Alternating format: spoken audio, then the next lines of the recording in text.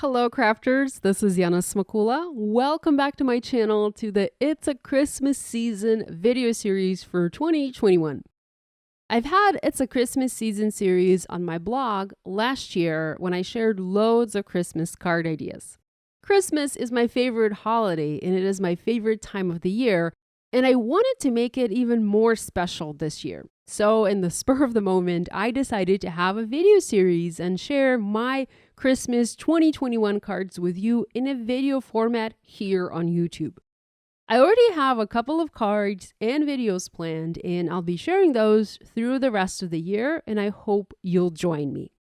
Last spring, I shared this mini Slimline floral card over on my blog and Instagram, and I got a lot of comments and some really great feedback. You guys seem to really love this card and this card design, and it has become a favorite of mine ever since as well. I still have it on my desk and I use it for inspiration quite often. My today's project is actually directly inspired by that card, and you will see it is very, very similar. So the layout of the card is pretty much identical to the floral card. I have a sentiment at the bottom of a mini Slimline panel.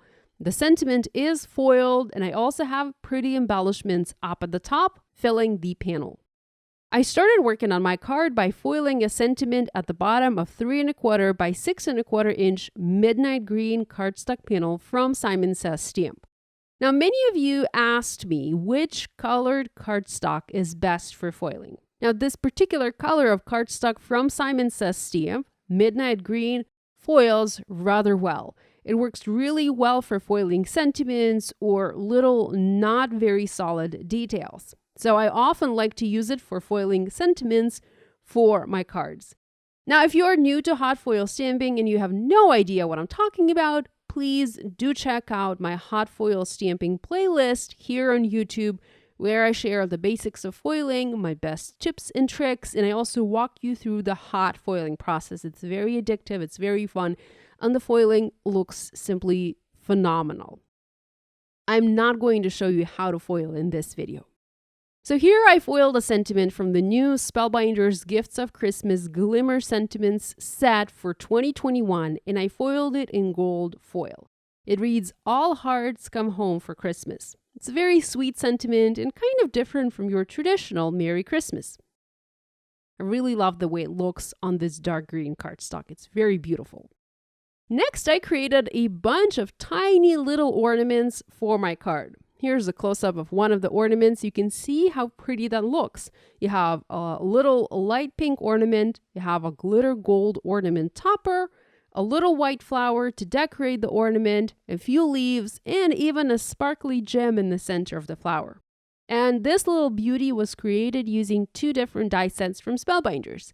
One is the Holiday Decorations die set. That's where the ornament is from.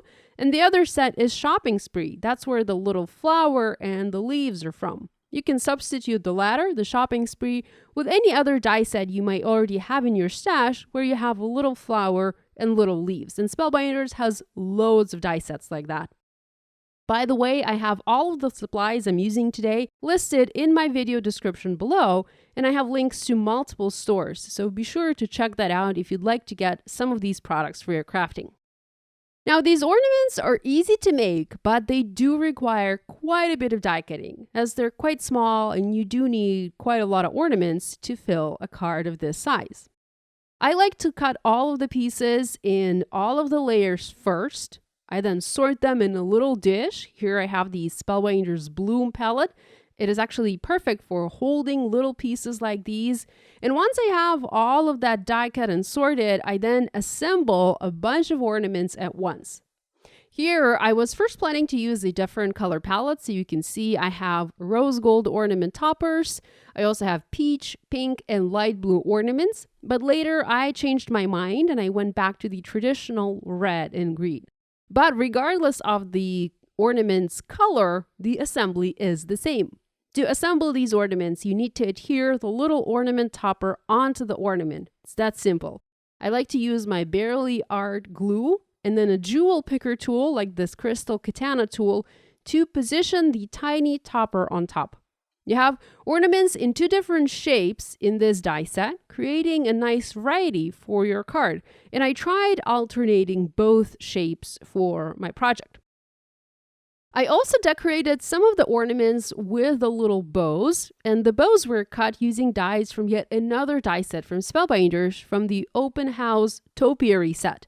That bow is simply gorgeous, and it worked really well here to embellish these little ornaments. So overall, I pulled dies from 3 different sets, and I mostly used the little embellishment die kits to dress up the ornaments for this card.